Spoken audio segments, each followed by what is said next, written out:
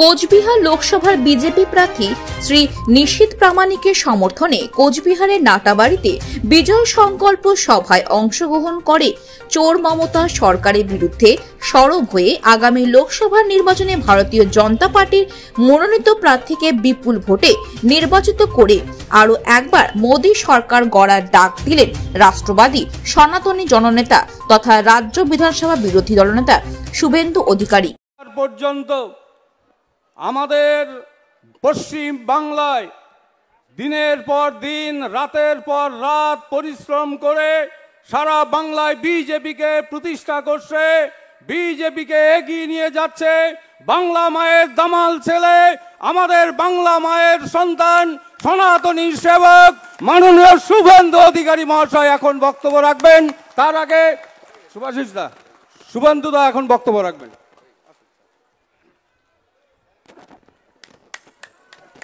চিনতে পাচ্ছেন তো নাকি? আজকে একজন এসেছিল একটু আগে না দিনাটাতে, এক ঝুড়ি লোক হয়েছে। আমি ওই দিন মিটিংয়ে বলে ফেলেছিলাম শীতলকুচিতে 12 তারিখে দিনহাটা আসছি, শুনেই মেরে দিয়েছে পারমিশনে। এই মিটিংটা দিনহাটা হওয়ার কথা ছিল, যাই হোক নাটাবাড়িতে এলাম। উনি কত বড় মাপের নেতা আপনারা জানেন তো? আমার কাছে হেরেছে জানেন তো? হারাধন মমতা ব্যানার্জি দিনহাটাতে এসেছে। কোচবিহার আমার কাছে 1956 ভোটে হারা কম্পার্টমেন্টাল চিফ মিনিস্টার, তার কথা গ্রহণ করবে না যে মমতা ব্যানার্জিকে হারিয়েছে তার কথা গ্রহণ করবে? ভারত মাতা কি জয় শ্রীরাম। সমবেত রাষ্ট্রবাদী দেশপ্রেমিক ভদ্রমণ্ডলী, আজকের এই নির্বাচনী সভা এমন একটা দিনে হচ্ছে যেদিন বাবা মহাদেবের মাথায় জল ঢালা হচ্ছে। আজকে নীল ষষ্ঠী, তাই তো? আমি বাবা মহাদেবকে স্মরণ করে আপনাদের সকলকে শুভেচ্ছা, অভিনন্দন, নমস্কার জানাই। আমার রাষ্ট্রবাদী মুসলিম সংখ্যালঘু মোর্চার নেতাদের গতকাল ঈদ গেছে, তার শুভেচ্ছা জানাই। পয়লা বৈশাখ আসছে, তার শুভেচ্ছা জানাই। অন্নপূর্ণা বাসন্তী পুজো, তার শুভেচ্ছা জানাই। সাথে সাথে 17 তারিখ কি আছে বলুন তো? কি আছে 17 তারিখ? কি বলবেন ওই দিন? সবাই মিলে কি বলবেন ওই দিন? জয় শ্রীরাম। আপনাদের ধন্যবাদ জানিয়ে আজকের এই নির্বাচনী সভায় যিনি সভাপতিত্ব করছেন এবং আমাদের জেলার সভাপতি, আমার সাথী মাননীয় বিধায়ক সুকুমার রায় মহোদয়, ভারত সরকারের স্বরাষ্ট্র এবং ক্রীড়া দপ্তরের মাননীয় রাষ্ট্রমন্ত্রী প্রধানমন্ত্রী নরেন্দ্র মোদীজি এবং যশস্বী স্বরাষ্ট্রমন্ত্রী অমিত শাহজির বিশেষ স্নেহধন্য আমাদের ভারতীয় জনতা পার্টি তথা এনডিএর প্রার্থী সতীর্থ নিশীথ প্রামাণিক, আমাদের অভিভাবক সমনেতা, জাতীয় নেতা, রাজ্যের প্রাক্তন সভাপতি সম্মানীয় রাহুল সিনহা মহোদয়, আমাদের মহিলা মোর্চার সর্বভারতীয় সহসভানেত্রী এবং যার সভা নেতৃত্বে 19 সালে আমরা এই লোকসভা কেন্দ্র জিতেছিলাম, তুফানগঞ্জের বিধায়িকা মাননীয়া মালতী রাভা রায় মহোদয়া, আমাদের স্থানীয় বিধায়ক যার নেতৃত্বে মাত্র 3 দিনের নোটিশে এই সভা কার্যত জনসমুদ্রে পরিণত হয়েছে। এই সভা দিনহাটার তোলামূলের সভাকে হারিয়ে দিয়েছে মাননীয় দাদা পরম প্রিয় বিধায়ক মিহির গোস্বামী মহোদয়।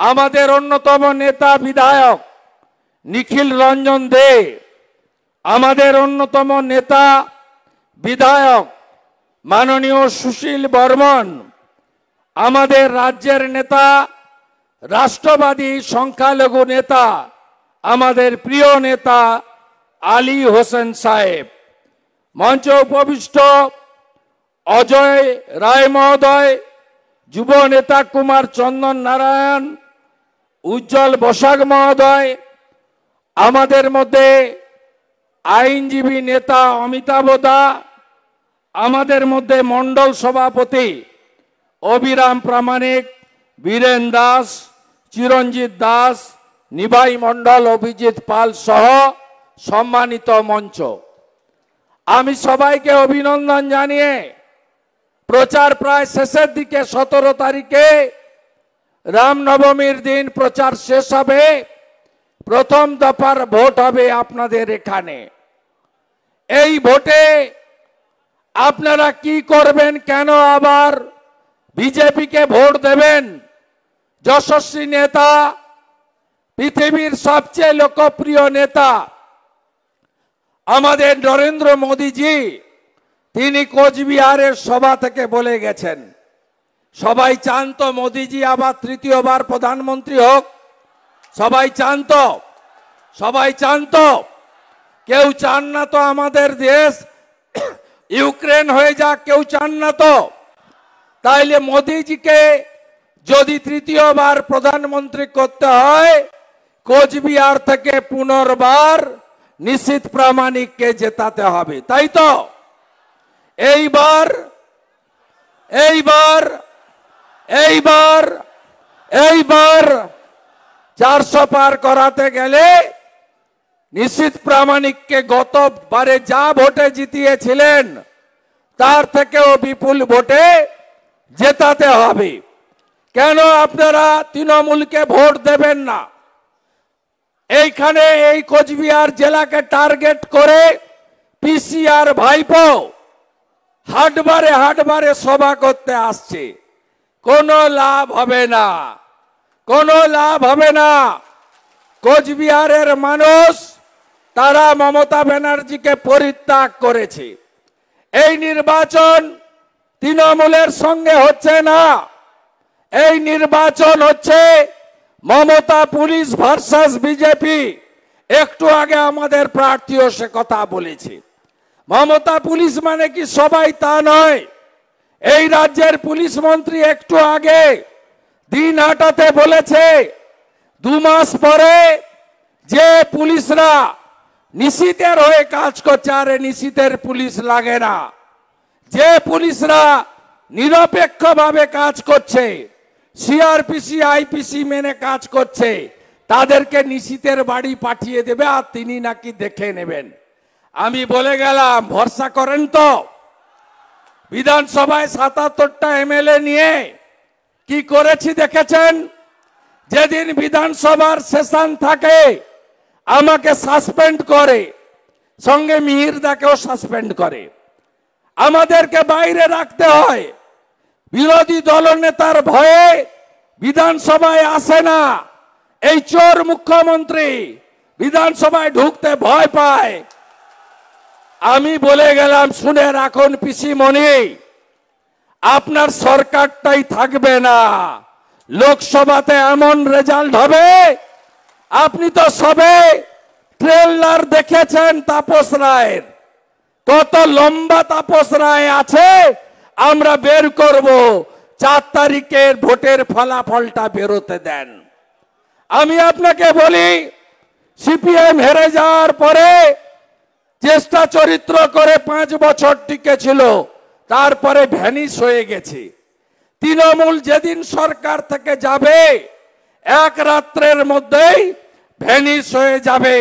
জেনে রাখুন, তৃণমূলের সঙ্গে এক শ্রেণীর পুলিশ অফিসার, কোচবিহারের এসপি সহ নিচের তলা নয়, আর উদয়ন গুহর মতো গুন্ডারা আছেন। এই গুন্ডাদেরকে আমরা জব্দ করার কাজটা করছি। উদয়ন গুহর থেকেও একটা বড় গুন্ডা ছিল বীরভূমের, তার নাম কেষ্ট মণ্ডল। 130 কেজি তার ওজন। ভোট এলেই এই চ্যানেলগুলো তার কাছে যেত যে কেষ্টদা ভোট তো এসে গেল।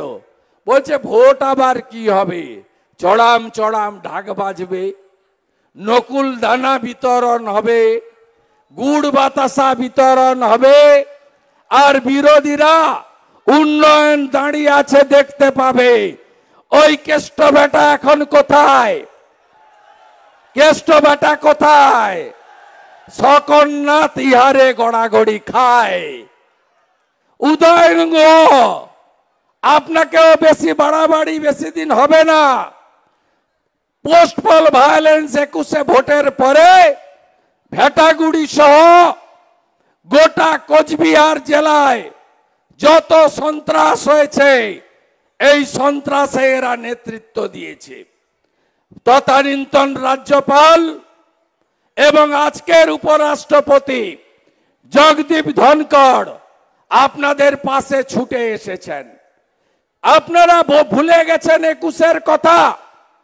কোচবিহার জেলার 4,500 ভারতীয় জনতা পার্টি কর্মী সমর্থক এবং বিশেষ করে রাজবংশী এবং তফসিলিদেরকে, মাইনরিটিদেরকে ঘর ছাড়া হয়ে আসামে থাকতে হয়েছে।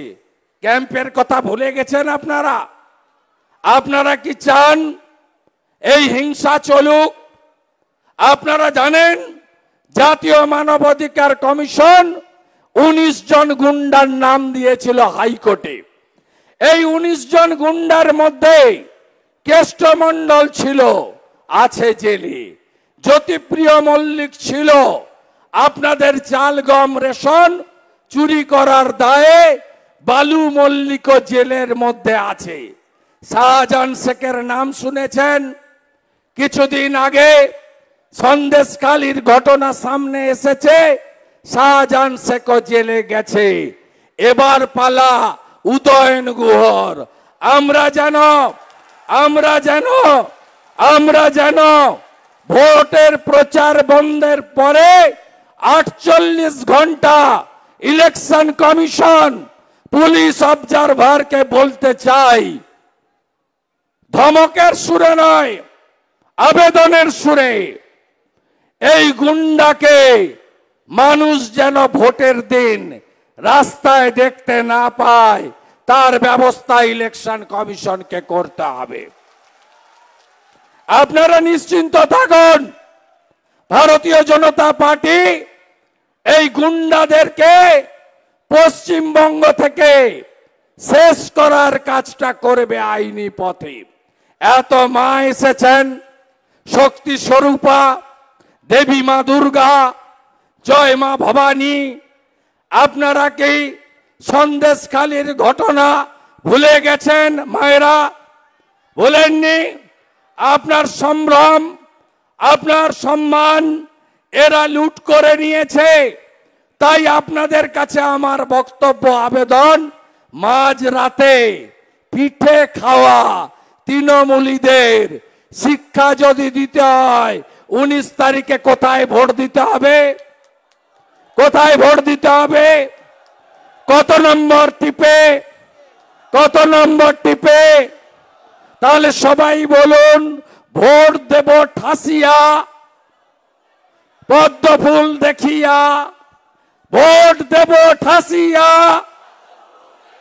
ভোট দেব ঠাসিয়া, ভোট দেব ঠাসিয়া, ভোট দেব ঠাসিয়া।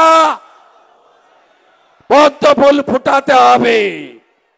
তৃতীয়বারের জন্য নরেন্দ্র মোদী প্রধানমন্ত্রী না হলে আমাদের দেশ দুর্বল হবে, আমাদের দেশ ইউক্রেনের মতো হবে, আমাদের দেশ আফগানিস্তানের মতো হবে।